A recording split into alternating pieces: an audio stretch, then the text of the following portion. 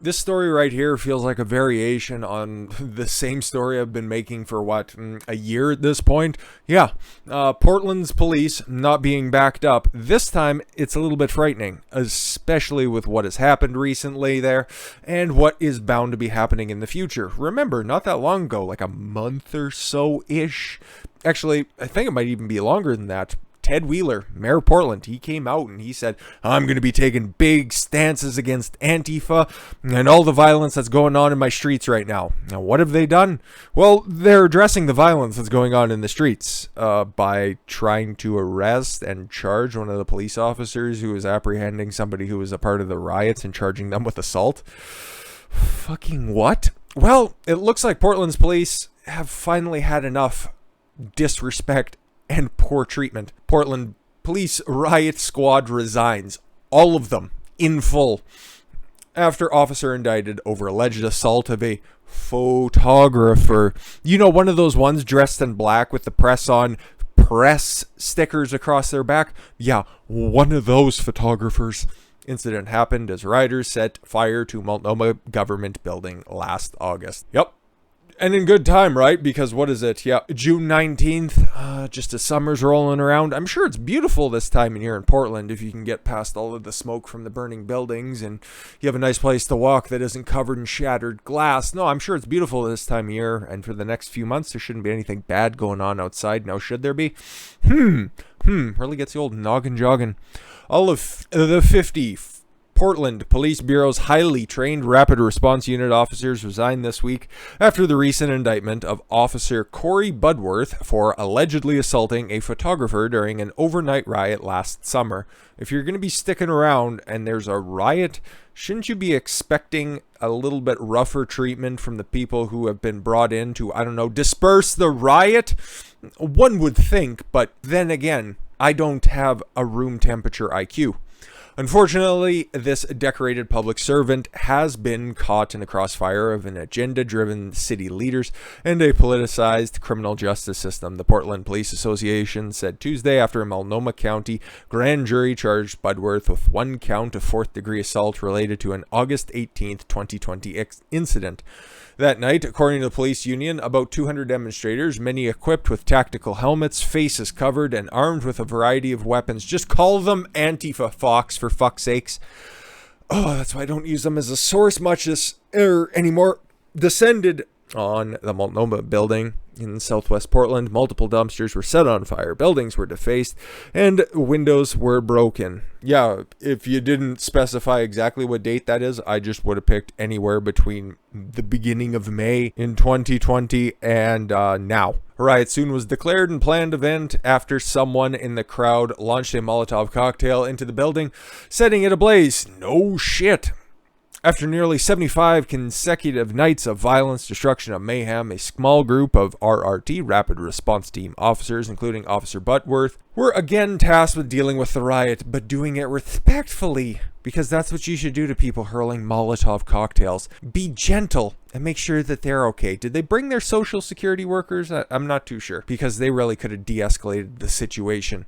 If somebody's stuffing their gender studies degree into a bottle with fucking ethanol in it and then just going to be hurling it at your face, fucking retards. According to the union, rioters regrouped and began marching back towards the building. As the rapid response team was working to clear the area, Officer Budworth was forcefully knocked to the ground, and officers deployed pepper spray and less lethal munitions as the crowd grew more aggressive. Several rioters interfered with the officer attempting to place one person under arrest. As you can see, it was quite a situation. That's probably the nicest picture that was taken from that night, because it got a hell of a lot worse, especially because fire was involved. Shit on Mike Schmidt for a minute. He's the the district attorney for Multnomah County, because the Portland Police Association accused him of ignoring the reality of the violent nature of the crowd and Jacob's criminal activity. That's this specific bag of shit who was masquerading as Antifa, but he had a camera around his neck, so that means he's press and he's a photographer, and he's just there to do the duty of the media, man. You're gonna suppress our voice by trying to push me to the ground. Ugh, should have switched out those less lethal munitions.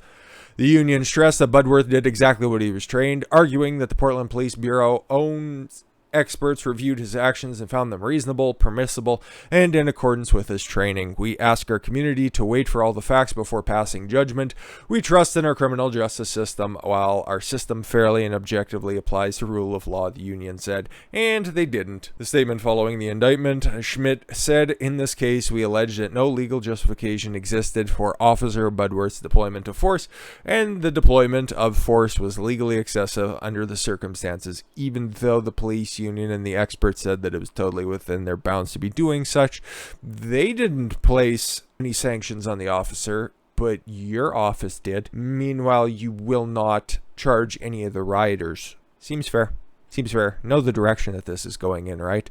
Yeah, okay. So their entire rapid response team resigned in protest because, hey, shit's not fair, okay? What happens as soon as you make this public declaration? You get an organized protest to happen.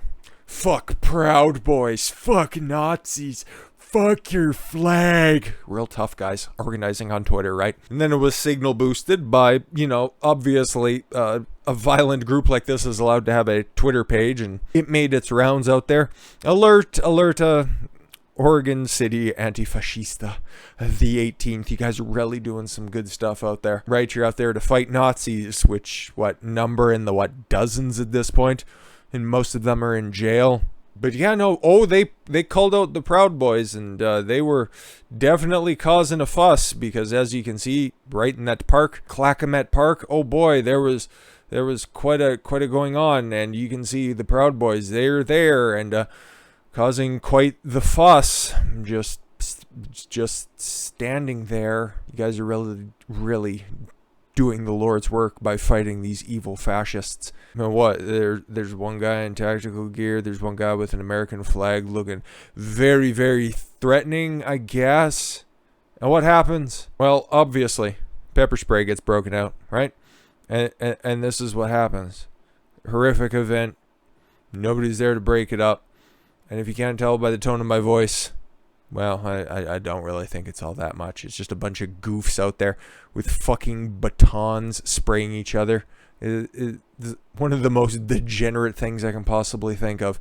And it's the shit that's been happening nearly daily in Portland at this point. And like it says, riot declared after Proud Boys Antifa clash in Oregon City. Oh no! Brawl between members of the Proud Boys and Antifa targeted a riot declaration and police intervention in Oregon City, Oregon on Friday. Video footage showed people wearing Proud Boys garb fighting with black-clad persons reported to be members of Antifa. Oh my god, I was about to lose it there for a second, but they did properly identify them because, of course, that's who they were.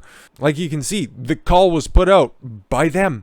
Oregon City, Clackamat Park, and leave it up to the Epoch Times to at least properly characterize what the Proud Boys are. I've given you guys a history lesson on them after Joe Biden called them out as being one of those terrible groups, man. Or is that the Poor Boys? I can't remember. Proud Boys are a fraternal group that describes itself as anti-social justice warriors without being alt-right before its website went offline. Yep, it's gone now. Most of their history has been scrubbed and it's been replaced with, oh, these are just terrible white supremacists who are led by an Afro-Cuban guy. It's fucking weird, right? Jim Band, the police chief in Oregon City, confirmed to the Epoch Times via email that fighting between Antifa and the Proud Boys triggered a riot declaration. And who was there to clean it up? Nobody.